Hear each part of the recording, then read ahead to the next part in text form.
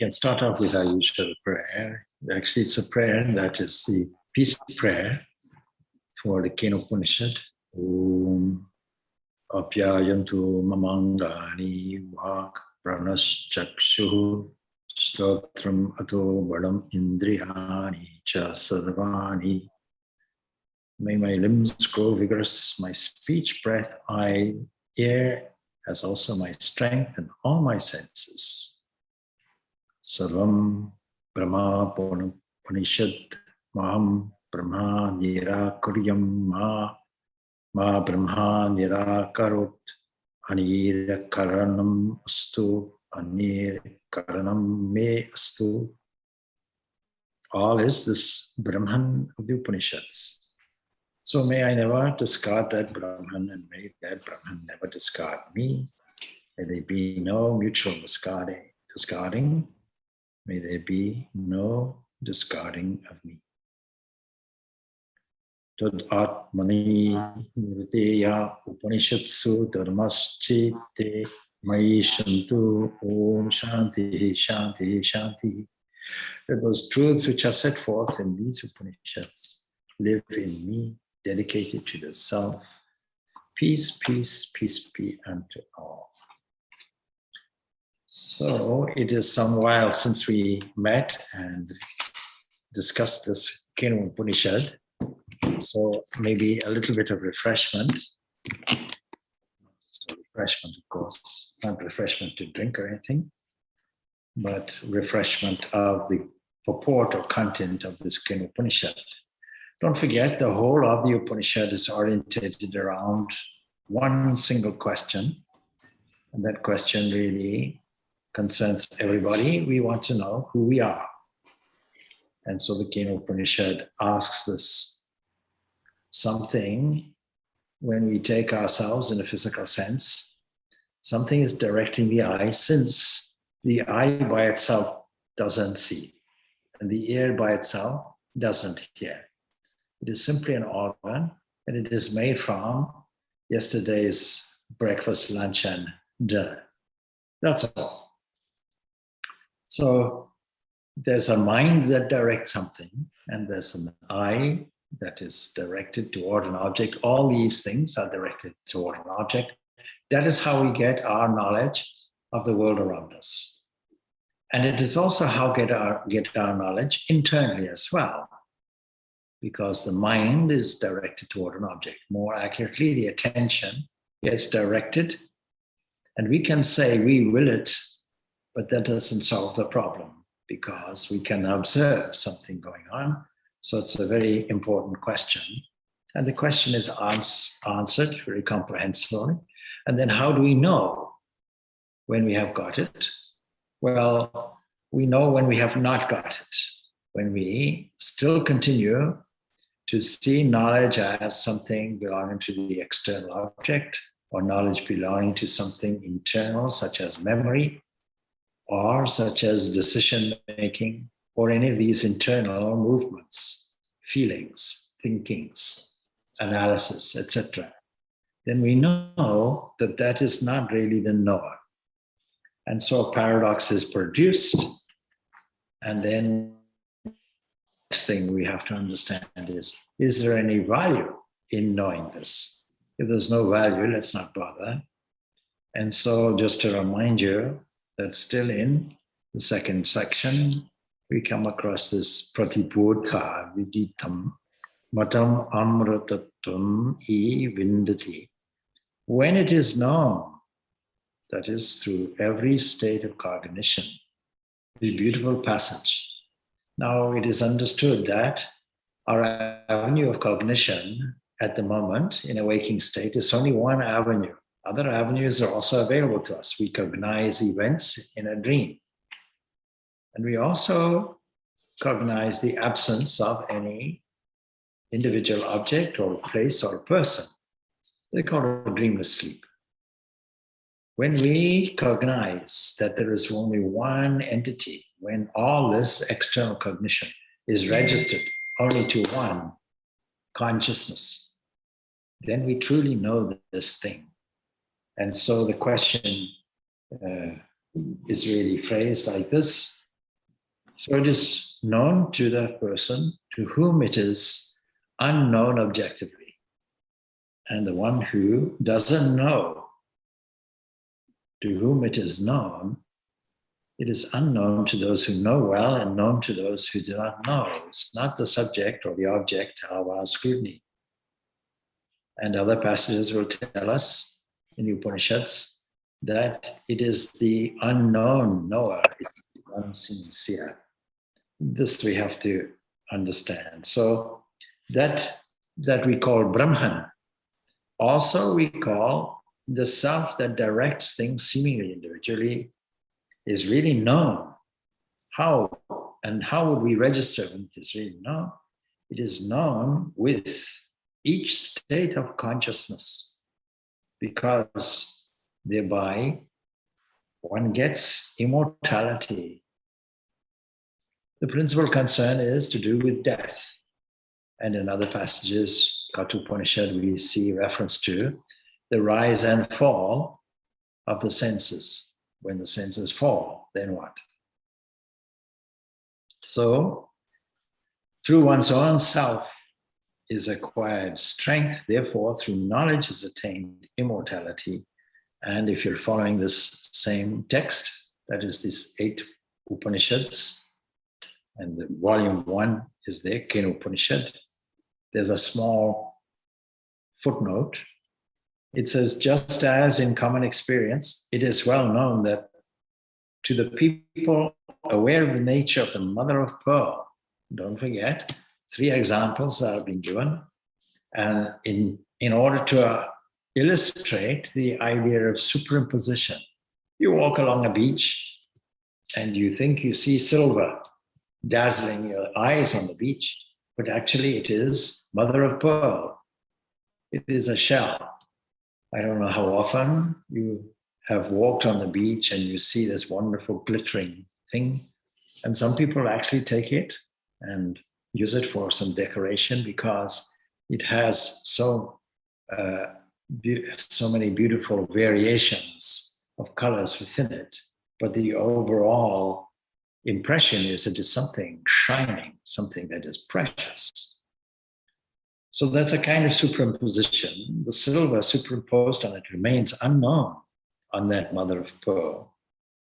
But to the ignorant alone, the superimposed silver is known as silver. You go along the beach and you say, I have just discovered silver. Then you advertise the fact, and prospectors come from all over the world to mine this silver. So this is called superimposition. Imagine a blank screen in front of you and something is superimposed on it. Now, it's a very good example actually used by some Sufi mystic called Ibn Arabi. He uses it in a slightly different sense. Supposing now we project the reality onto a screen. We got this idea from Plato, Platonism, but it's the same idea. We're projecting the world in front of us. It doesn't look like that, no doubt. But that is because we are ignorant. That is our difficulty. And so similarly, says the commentator, nobleness being a thing superimposed on Brahman. Those men, women, those people of realization do not consider that Brahman as known because, and we may add that Brahman is the knower behind all knowledge. So that phrase, pratibhuta viditam, is known with reference to each state of intelligence or cognition or consciousness. So that's a wonderful example. Other examples are given. In case you lose your way in understanding the purport of this text, any understanding of something that is causal in a normal sense of the word, like a potter with a wheel, creating some pottery, lest you misunderstand that, there is an agency involved that implies there's some movement. But there can be no movement in the absolute subject. So all of that is dealt with in this particular passage. And then why would we want to discover such a thing? Is because we're all suffering from the end of things. Death is the most severe difficulty that we have. It is the most difficult pain that we have to face. And we have to face our own mortality as well. But when we discover this question of birth, life, and death does not arise at all. And so we have this wonderful access to this ultimate entity. In a sense, we can call it this knowledge as opposed to ignorance. What is the opposite of ignorance is knowledge. So when we have this kind of knowledge, but it's not the normal type of knowledge that we get by reading a book or by observing things in the world of cognition, be it in a waking state or a dream, or a blank of a dreamless sleep. Then if one has realized here, then of course there is truth, because if this truth is available, it's available here, it's available now. It is not registered in a post-mortem condition. It is fully available here and now. Then if he has not realized here, then there is great destruction. There is great destruction in the sense of pain. The wise ones in this world, there are very few wise ones, having realized this entity that we call Brahman, in all beings, we have to add that. I recently came across somebody who had an urge to lead a so-called spiritual life by going into a kind of retirement mode where his only occupation was meditation. But we don't think that this is a very high state.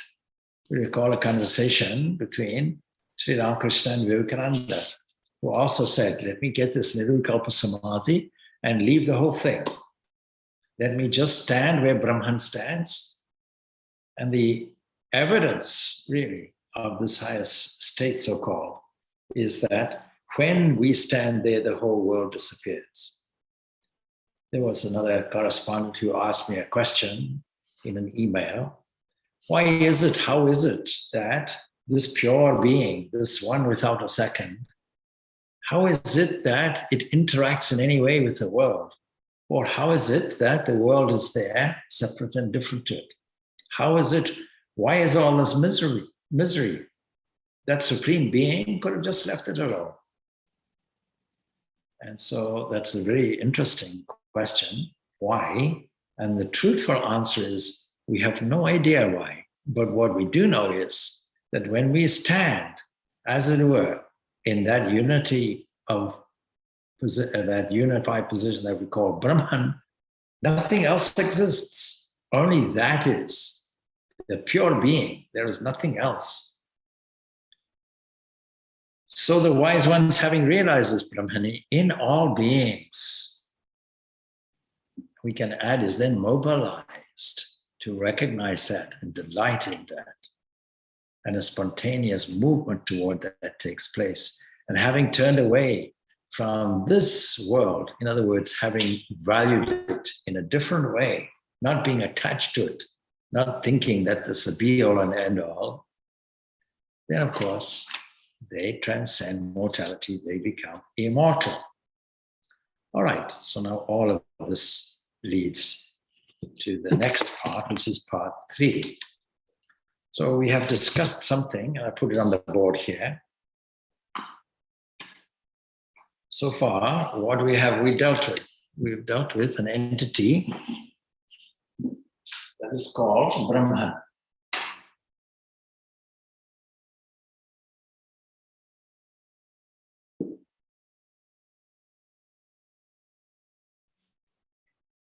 What you see, what we understand is, let's call it the world. And we need to somehow make a transition, a connection between this and this. We can call it, put an imaginary line like this, and we can call it collective ignorance.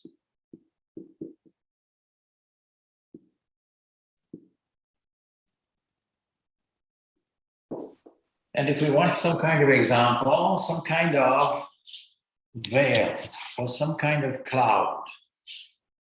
We can call that actually cloud of unknowing, if you like. So some kind of cloud is there, some kind of veil, some kind of screen. And then we have Brahman.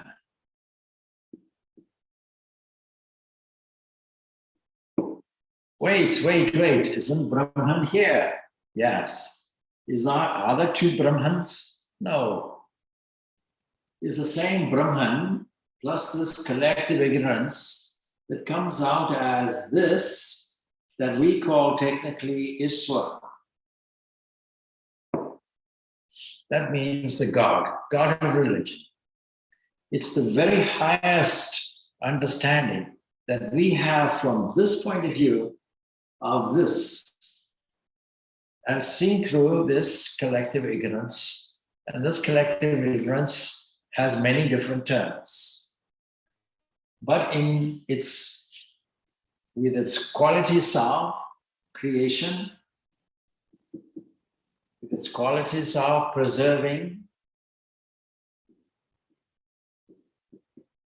and destroying or dissolving is my preferred term, dissolving. We call this Ishwara, God. This has no function here, it's an absolute. It's pure being, it stands alone, undiluted. You can't say what it is. You can only be there, that pure being. But you see, when this comes in, this collective ignorance, which is what we call upadi, and the upadi is collective ignorance, we can call also maya. Maya. A statement of fact. A statement of fact that we cannot really see this because our collective ignorance has now been taken on board, and within that, we have a creator, we have a dissolver, we have a preserver, and of course, this is also called then Saguna. To make a distinction, Saguna, Brahman. This is mere guna, Brahman, and because it is Saguna, then three composite evolutionary forces are contained within it. In terms of creation, Sattva is the creative energy. In terms of preserving, Rajas is the creative energy. In terms of dissolving, Tamas is the dissolving energy. Projecting energy, Rajas. Dissolving energy, Tamas. Creation, Sattva. So this aspect, this creative aspect in terms of the Sattva comes out as pure mind. And from this mind, this creative mind, comes everything else that collectively we call world. Now, the Kena Upanishad has beautifully gone here and has inferred that this operates because of this presence, but now it's going to this aspect here. What about God? What about this Ishvara, the one who rules the whole universe? And so from here on, all of these manifesting forces are really categorized into two antagonistic forces, one pulling toward good, one pulling away from it, one trying to pull things in, another one trying to push things out. And the force that tries to pull things in is in mythology called Indra. So we have here two forces, Indra, and the opposing force is Vrata. And so there is, in mythology, a constant tug of war between these two forces.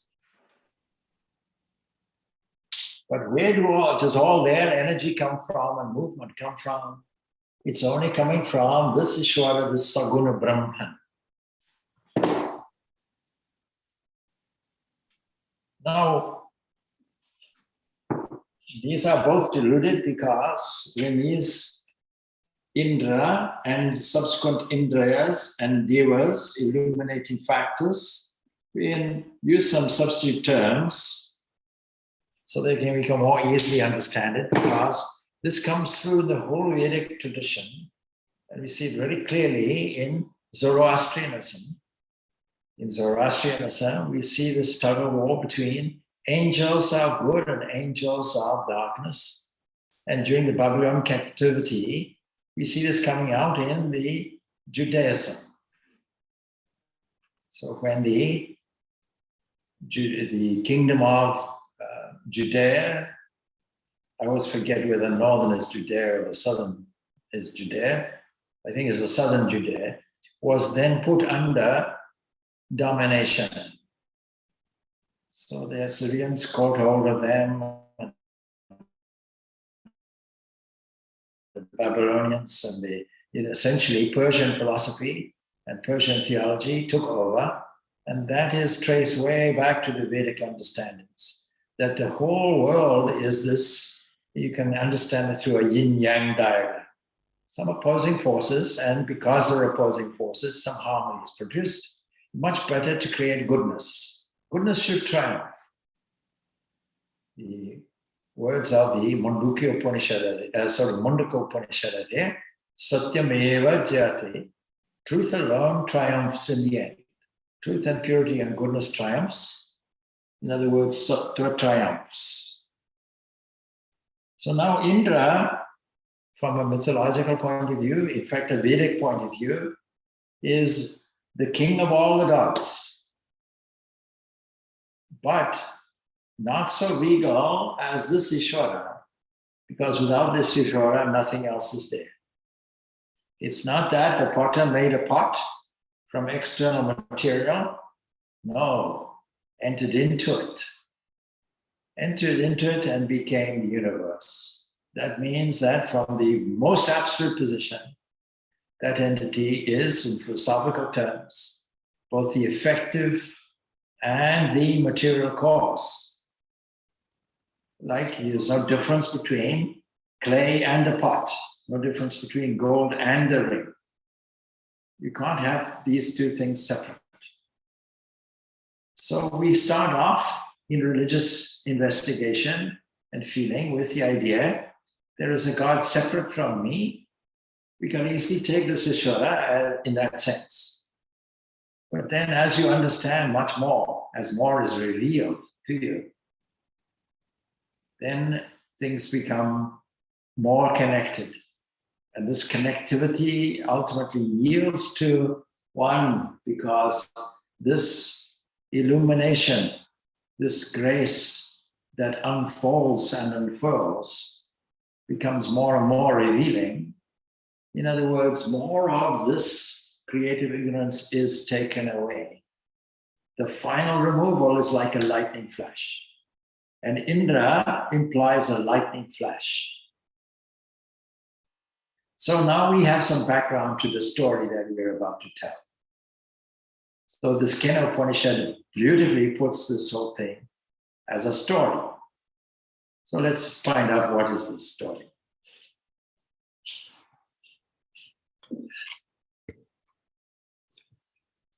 So the story begins by saying that it was Brahman indeed that achieved victory. Brahmaye divebhyo vichigye tasya ha brahmano vijaya deva amah hiyanta ta aikshantas magam ivayam vijayasmakam ivayam mahimi iti. It is that this Brahman indeed that achieved a victory for the sake of the gods. Now we have to be careful about the term gods. I don't like this term as it is translated into English. The term is Deva, And it's derived from a root that means an illuminating factor. You look up into the sky or down into the sky, whichever you prefer, you will find many illuminating factors, and these themselves are illumined by factors called the eyes, and the eyes are simply respond to photons, and photons are responding to points of light all over the place that only reach the eyes several light years ago, but seen by us as years ago. So years ago, that's the trick. That also is a component of Maya, that we see something far removed long ago by seeing it now is a trick. And if we talk about, I mentioned Ibn Arabi, but we mention another great Muslim mystic, Al-Ghazali. He went through a great crisis by looking at the stars, because by that stage, he knew the mathematics.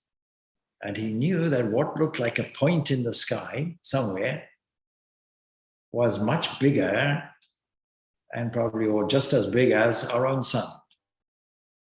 And that all the planets looking like small objects were actually as big, if not bigger, than the Earth itself. That much he knew in the 11th, 12th century. Much of that went, of course, and wasn't transferred, but that's that much he knew. So for a month or so, he went into extreme skepticism and extreme despondency. He was confused.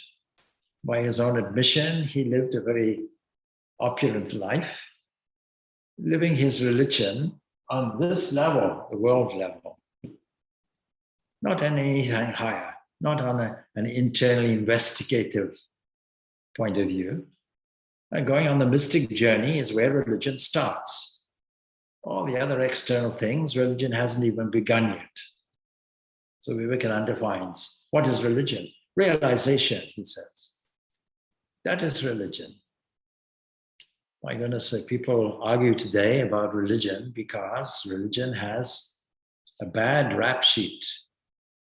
And people justifiably think very poorly of religion. And if we talk about Swami Vivekananda again, when he talks about this, he tells us of the great good that has happened from religion, the social service, the charity, the great vast educational institutions, the contribution toward art, culture. That's on the one side.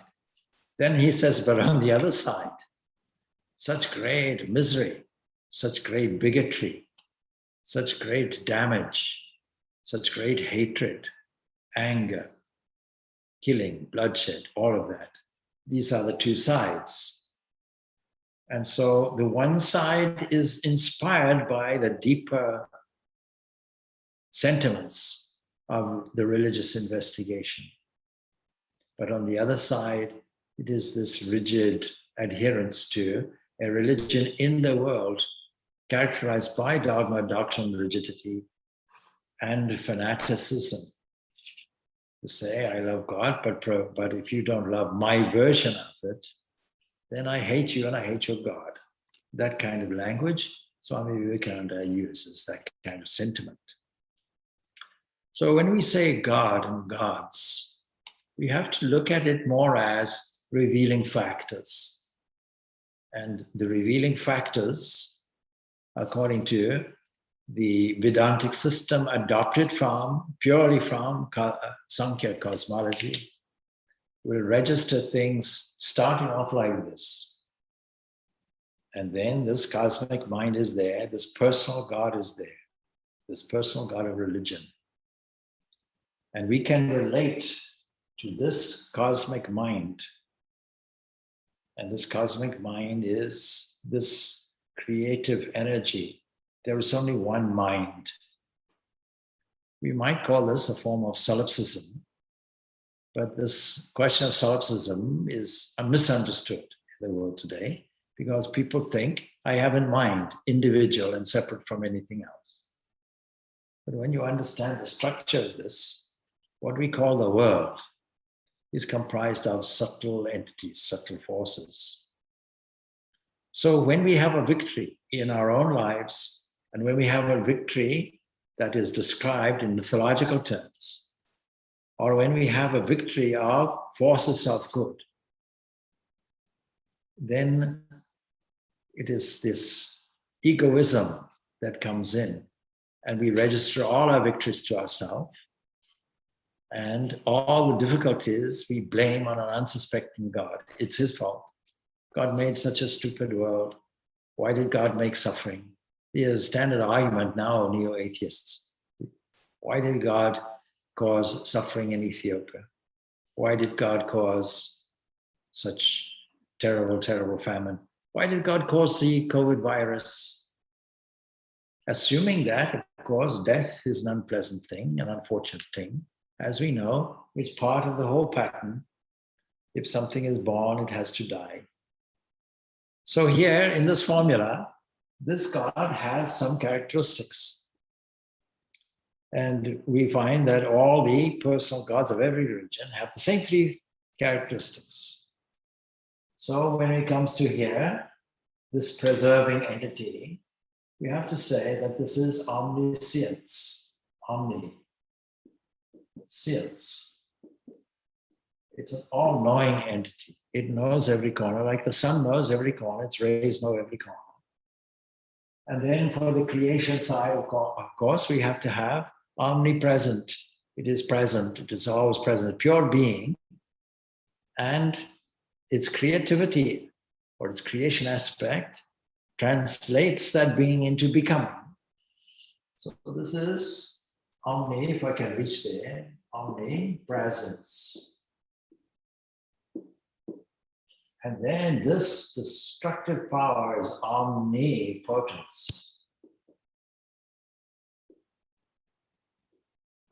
And its moving, energetic side.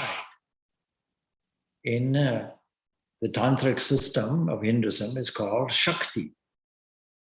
In the Christian system, it's called spirit. And believe it or not, in Islam, we have the same kind of thing. So we have Allah is a creator. But the Quran itself is deemed to be also a revered entity that sustains things. It is the word, God's word, because that's an alternate term for here. Where does this creativity come from? It expresses itself as vak, word. Now there are many different concepts for that can be used for our convenience sake and for meditation purposes. So this great, great wisdom that comes from word, from light, from understanding, from mind, is described as vak, Vagdevi, word. Now we think of John's prologue in the Christian Gospels. In the beginning was the word. You see, because that movement, that expression has to come out as a conscious form, as a word. Every word has a corresponding concept.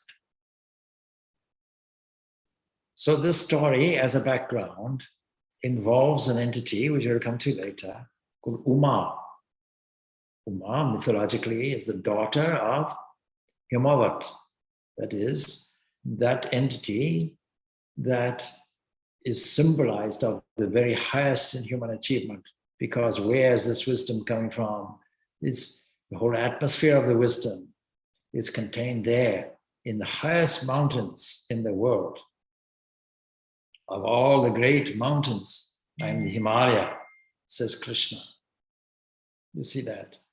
So when you look at the mountains of all mountains, this great upheaval that is called the Himalayas, naturally it inspires us.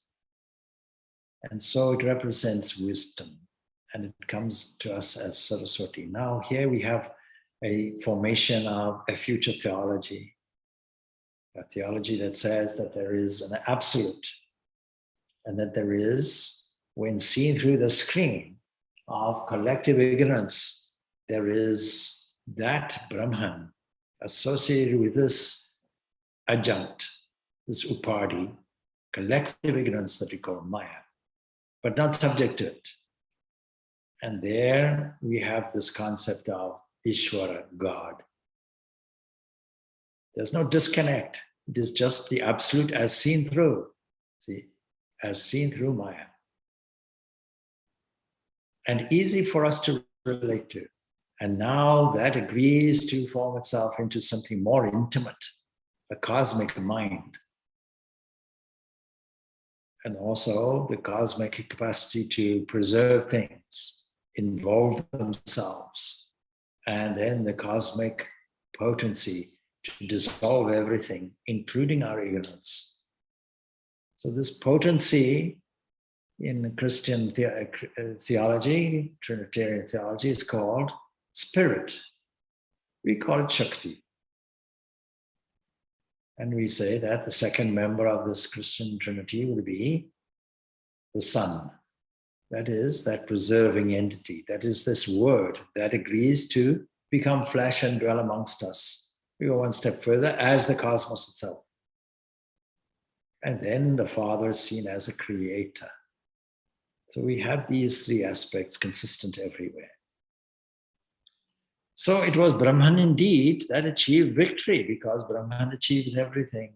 There's nothing else that moves. Of these illuminating factors, these deities. And in that victory, that was in fact Brahman. There's nothing else. And so these entities, these illuminating factors that are translated here as deities, devas, gods, they start having a great victory because they assume it is me.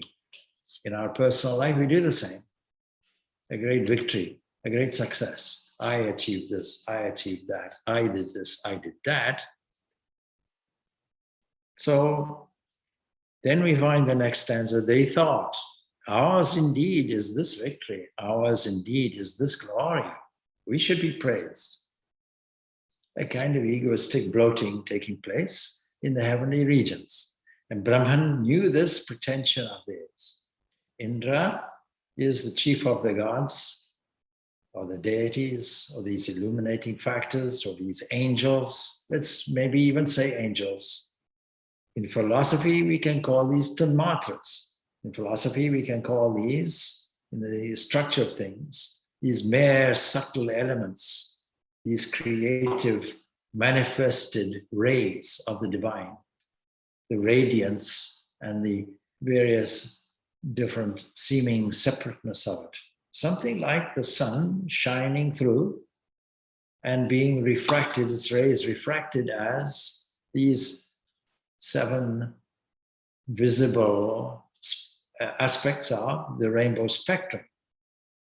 So 7, like that, 7 worlds are there. The highest is Swarga, and Indra reigns over Swarga. Swarga, it must be pretty close. It must be the most subtle. But still the mistake is made when you personalize it. I did this victory, and all the deities do a dance, a victory dance.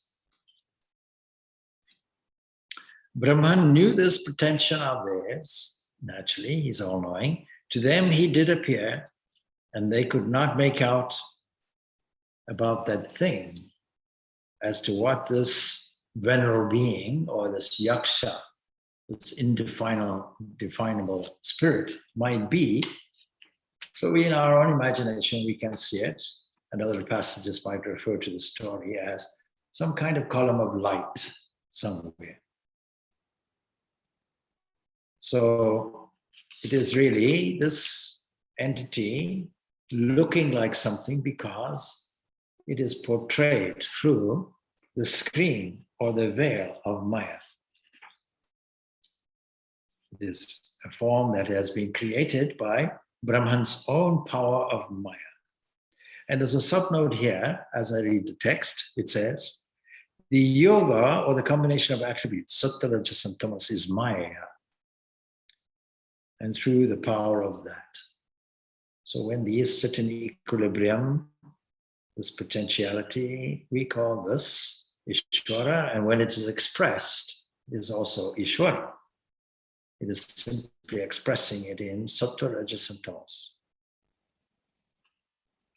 So they said to fire, in other words, in physics terms, they said to, oh, radiation, oh, the one that illumines everything, fire, Agni, is one of the primordial or primary deities that are praised in the Vedas, because it leads the devotee forward.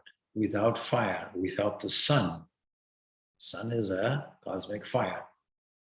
Without heat, without the fire that changes the whole lifestyle of humanity. It means that we can gather around and tell stories. We can gather around and communicate. We can gaze into the fire and get inspiration. We can keep wild animals away, and we can cook food. So these great advantages beyond the scope of when the sun leaves us. The earthly sun is there, and these ancients saw a great connection between the internal digestive fire, the physical fire that you light, the sun, and also lightning. Not only that, but they saw the connection, the light of knowledge, how light represents knowledge, and how it removes the darkness of ignorance.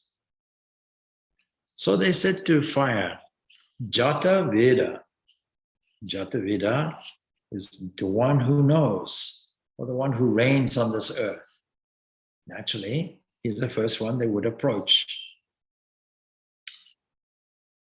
So, saying, so be it, tata, this much, they went towards this yaksha, approached him. What power is there in you, says fire, approaching this yaksha, such as you are. Such as you are, a kind of rather a cheeky term, a term of inherent superiority, such as you are. See, I'm greater. I can burn up all this that is on the earth. That's my power. Are you greater than this, is the inference. And the yaksha then responded. He placed a straw, as we know. It's easy for a straw to catch light. Straw is something dry. Just one simple straw is there. And then the instruction, you burn this. If you can burn anything, you can destroy the whole earth. Please burn this thing up. And so the fire approached the straw with the power born of full enthusiasm. If anybody who's been in Africa or even Australia, or currently, a certain period of the year where California rages with fires, and Greece and Portugal and so on, you see the havoc wreaked by fire. Anybody who lives or has heard of volcanic islands, just off the coast of Africa, there is a group of islands called Comoros. They're entirely volcanic. And the last time such a thing erupted, such a volcano erupted, it swamped the whole town. The capital city was completely decimated. So he then hops and puffs, as it were, and uses all his fiery energy and radiation, something like a nuclear bomb. Still, one straw, small straw, he can't consume it. So he returns to his companions, the deities, who are celebrating victories, and he tells them, I couldn't find out, I couldn't ascertain fully what this yaksha was. Fully means I could see that such a potent entity was there, but I couldn't figure out. In this same way, we are completely ignorant of our own source, of the root of our own being, that is called Brahman. And we're completely ignorant of the manifested form of Ishvara, and completely ignorant of the manifested things that we attribute and qualities that we attribute to ourselves instead of to that source. So then, naturally, the deities said to air. So if fire cannot do anything, then what about air? Find out thoroughly about this thing as to what this yaksha is. And air agrees, so be it. wonderful dramatization, because we can imagine that air in the form of wind is extremely powerful. Tornadoes, hurricanes, all of these things wreaking havoc on the human world. And we can also see how these great celestial forces operate as well. We can see them in all different ways. We can see them as subtle forces in physics itself, with this vayu, this air or wind, really representing this dispersion, this when things are dispersed, when things are spaced out, we have no hope of getting things and bringing things together. So this vayu also implies electrical energy as well. So this kinetic energy that is called air, it also has a go. So it goes up to this yaksha, this unknown spirit, this unknown entity. And to him it said, who are you? See the boldness of the statement. The implication is, I am somebody. Who are you? He said, I am known as air, or I am Mata Risha. Mata Risha, a name for the power that is air. So who are you? I am air. You should know me. I am extremely powerful. Well, what power is there in you? Says the yaksha. Such as you are. And air said, I can blow away all this that is on the earth. And the yaksha placed a straw for him, just as he did with fire, saying, take it up. Air approached the straw with all the strength born of great enthusiasm. So let us see what is the result of this great energetic effort. And he couldn't take it up. He couldn't move it. So he returned from that yaksha to tell his companions, the other deities, the other evolutionary forces, the other tanmatras, subtle elements. I couldn't ascertain it fully as to what this yaksha is. And so they resort to the chief, the king of all the deities, Indra, the king of the Indriyas, all the sense organs. And so this Indra that is associated with lightning, we bear this in mind. Something like the Lord of all the gods is associated with all the other elements. We can say it could be associated, in fact, with Agasha, because if you go according to the ranking order of the evolutionary development of these subtle forces, we can start with Agni, that is fire or radiation. The next in ranking will be Vayu, wind, air, and the next will be Akasha, the closest to the cosmic mind. So it is this Indra who etymologically infers rain, lightning, strength, etc., all this potentiality. If anybody can move this straw, it will be Indra. Oh, Bhagava, find out thoroughly about this thing as to what this yaksha is. So be it, Indra agrees, and he approaches the yaksha, and from him, the yaksha vanishes away. When we approach truth, much of the illusion disappears. And then what stands before, in that very space where this great spirit was, he approached the superbly charming woman, Uma, also called Haimavati, the daughter of the Himalayas. And this Uma, after a statement made in mythology from her mother, don't do all this penance, don't be hard on yourself. But you see, it was through this tapasya, this penance, that Uma ultimately captured Shiva, made a unity of existence. So this, after going through all of this, and finally this revelation there. So, tasmin ivagashe, when in the same region of the sky or the space, that Indra came across a lady, so beautiful, charming woman, because wisdom is beauty. Inner wisdom is where beauty comes from. A person who has an eye for the inner wisdom of things, or the inner essence of things, recognizes the inner beauty of the subject. Nothing to do at all with physical beauty. And so to her he said, what is this yaksha? That's your question. You must know, since you are wisdom embodied. So what is this spirit? Kimedad yakshamiti. Now, we can see what the answer is. So there's a whole section now that we go on to. And she replies directly, who it was, Sa Brahmeti Hoacha. She replied,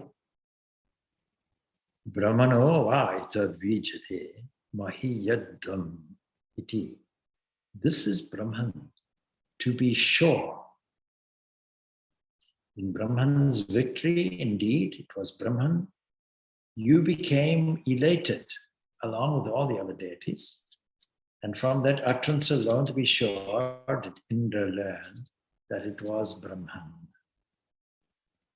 And for that reason, among all the subtle forces, among all the illuminating factors, among all the secondary deities, among all the minor entities, fire, air, and all the rest of it, Indra excelled among all the deities, for they touched it most proximately, and they knew it first as Brahman.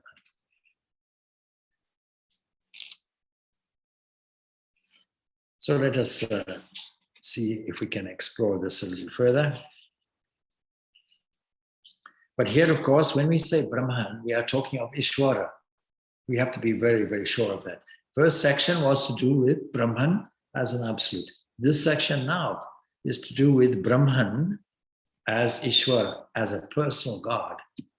And very often the question comes up, because extreme non-dualistic position, Advaitic position, is that there is no God, no personal God. Even some people claim it to be atheistic. But the fullness of Vedanta does not deny the presence of a personal God. And it says, if you cannot jump straight away and understand your unity existence as one with Brahman, then please take the progressive route, suitable for most people, and do it with great love of God, understanding that that entity is all-knowing, that that entity is all-powerful, that that entity is ever-present, that that entity is there to manifest the highest goodness in you, until you realize this oneness. And so the object of the story, of course, is to illustrate the superiority of this Ishvara, this Brahman, to all the manifestations, including the divine manifestations, the subtle forces. Even if you take them as actual beings, then those beings in various heavens, those beings who have earned their place in heavens, multiple. In Hinduism, there is no single heaven. Many heavens are there. And 7 worlds are there, and 7 worlds are there in the other direction also. 7 areas of progression and 7 areas of regression.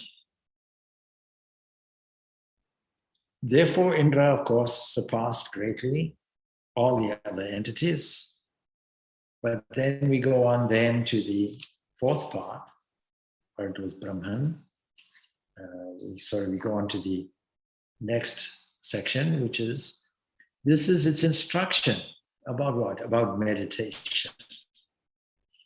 So, tasyasa adesha yat etad vidyuto vyadyutada itin yamimi sada itya adidevatam. So this is instruction about what? It now tells us something that the Upanishads are very clear. You should know the principle of something, you should know the reasoning of something, and you should also have a meditation about something. So all of this acts as material for meditation.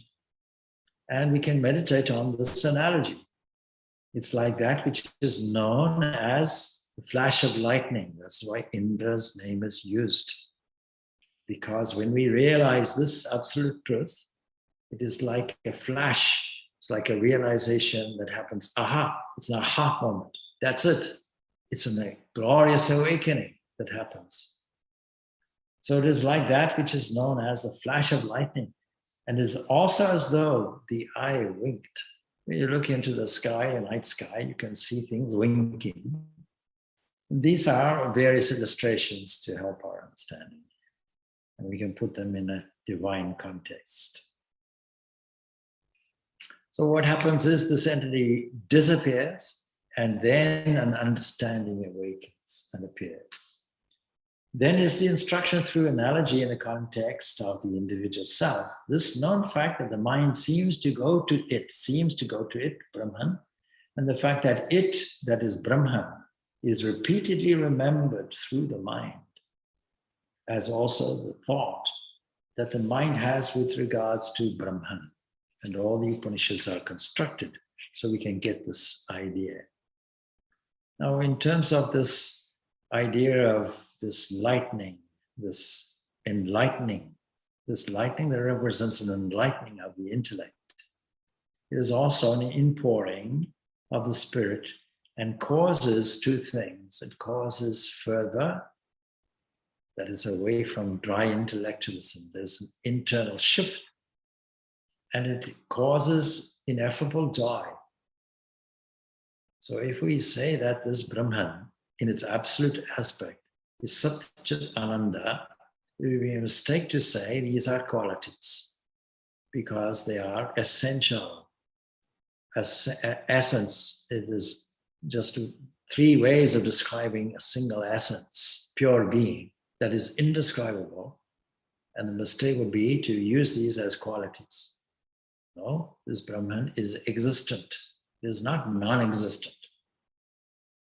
And then and we come across this in the Chandogya Upanishad. Question is asked. Some say this is existent, some say non-existent. Which is the truth? Well, you can't get existence from non-existence. So this whole relative world of existence is because existence itself is there. And this consciousness is there when you add various screens that we call the world collectively. Then we come across sentiency everywhere, culminating in this great intellect, which is there in the human. And when we experience joy, it is because our pure nature is bliss itself. And we are told in the Taittiriya Upanishad various gradations of bliss are there, just to help us understand. And so the various masters in every religion of spiritual life tell us that the hidden word comes to them all of a sudden. It's a key common characteristic, that it comes as a sudden revelation in one brief moment. And all things are hushed into deep stillness. In the cloud of unknowing, that great mystic text attributed to Christian mystic, it says there will he sometimes peradventure send out a beam of ghostly light, piercing this cloud of unknowing that is betwixt thee and him, and show thee some of his privateness, the which man may not, nor cannot speak. A wonderful statement. St. Augustine, being quoted by Meister Eckhart, the great mystic, says, "In this first flash, when thou art as if struck by lightning, when thou hearest inwardly the affirmation truth, there remain if thou canst." And these two illustrations will illustrate this flash of lightning and this twinkling of the eye that is suggested in this passage. The sudden glimpse, what is described as this sakra, vijnanam, into reality, which has to be transformed into more of a permanent realization. So the ultimate truth can only be taught by these various examples that are completely inadequate, but by using these examples, we're able to at least meditate on this idea and be encouraged that it has happened countless times to others. Now the teaching concerning the self, of course, is this toward which the mind is going. Instruction through these analogies. This known fact that the mind seems to go to this source, this Brahman, and the fact that that is Brahman itself, is repeatedly remembered through the mind. And also the thought that the mind has with regard to Brahman. This has to be done as not only an exercise, so it's giving a practical direction, but also acts in terms of a meditation. So then, I'm looking at the time now. We have just a few more passages to go, which we'll do, and then we may finish it off more completely next week. So that Brahman is well known as the one adorable to all creatures. Previously, the whole thing was about knowledge and knowing. Hence, it is to be meditated on with the help of the name. That is, the Tadguna. All creatures surely pray to anyone who meditates on it in this way. And then finally, the disciple asks, "Sir, speak of the secret knowledge." But the teacher says, "Well, I have actually done it. I have told you of the secret knowledge. I have imparted to you that very secret knowledge of Brahman. Secret knowledge is sacred knowledge. Not to be confused with esotericism. And then concentration, cessation from sense objects, rights, etc. are its legs. The Vedas are all its limbs, and truth is its abode. And anyone who knows this thus, he, having dispelled sin, remains firmly seated in the boundless, blissful, and highest Brahman. He remains firmly seated there." We'll come back to that next Saturday, along with a useful story, a delightful story taken from the Puranas about Indra, the reigning Indra, and how he challenged the celestial architect, Vishwakarma, to build a palace, and he was never satisfied. He had to add, and commensurate with his victory or his pride in the victory. It's a very interesting and useful and entertaining story, but illustrative of where we are going with this Kena Upanishad. Just one observation, Swamiji, is this the Kena Upanishad rationalizing the existence of the phenomenal world and duality? Like effectively, there is one supreme reality. Yes, so it goes like that. If we want to look at the subject matter, it asks who is the real agent in the individual. Something is happening in the individual, and what is the real entity that is moving it all? That question is being asked. And it's taken for granted that our interpretation of the world depends on these various faculties, these gateways to the world. And then it comes to one conclusion, that there is an all-conditioning, inscrutable Brahman that acts as an agent, and we put it in parentheses. In other words, because of its presence, all of these things are moving. So it's essentially saying that it is a cause, but it's going further than that because it's implying it is the only entity that is existent. And for that reason, we find a world. And so there's a paradox about this inscrutability of Brahman, because it is not a moving thing. If it were a moving thing which had parts, then we would need another inscrutable entity. We need another subject, because it would itself become an object. That's the problem.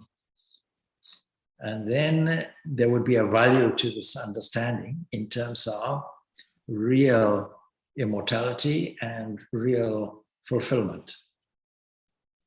And then the allegory that we have just covered would be, okay, so that is now an inscrutable entity. That is now beyond the scope of our understanding and our reasoning, except that the reasoning part says that if it is only one without a second, there is nothing else there, then how do we come across this world? And so we have to now go to the Saguna Brahman, and there we find the conventional God of religion, which is really that Brahman as seen through this collective ignorance. The highest reading of the Absolute is God. But we are going beyond that in the language of Meister Eckhart, God and the Godhead, the immanent and the transcendent. And so it's really saying that we can't dismiss this world as unreal. That's the idea. And we can see it in its relative aspect. So we deal with it in its relative aspect. We don't bypass it. But we have to understand that everything that moves and everything that is, including your breathing, including your heart pumping, including the digestion of your food, everything, the sun shining, the moon, all of these things is only due to that one Lord. In other words, we attribute everything to God. Not only we see that in, but also through, and then as and beyond is the process. Really good. Thank you. Okay. Thank you. So that is a step-by-step process also in spiritual life. Seeing that entity immanent, seeing that God is within. Otherwise, how do the eyes shine? If it is not for that entity, the eyes cannot shine. If it was not for that entity, speech would not occur. If it was not for that entity, the mind would not shuffle these ideas around. There would be no thought. So there's a fundamental entity that is peering through all these avenues and seemingly enabling them. The eye of the eye, the ear of the ear, etc. The mind of the mind, speech of speech, etc. They're the fundamental entity. And then when we see that, we see it operating through a kind of pouring entity. Why should we love God? Because God is lovable, because God is a pouring entity that does not demand anything, that simply freely pours. And then when you see that pervasiveness going on, then we understand that it is as everything. There is only one thing. What we see as the universe is only that thing. And when we get close to that, then we might then get this flash, this lightning revelation, which says beyond also.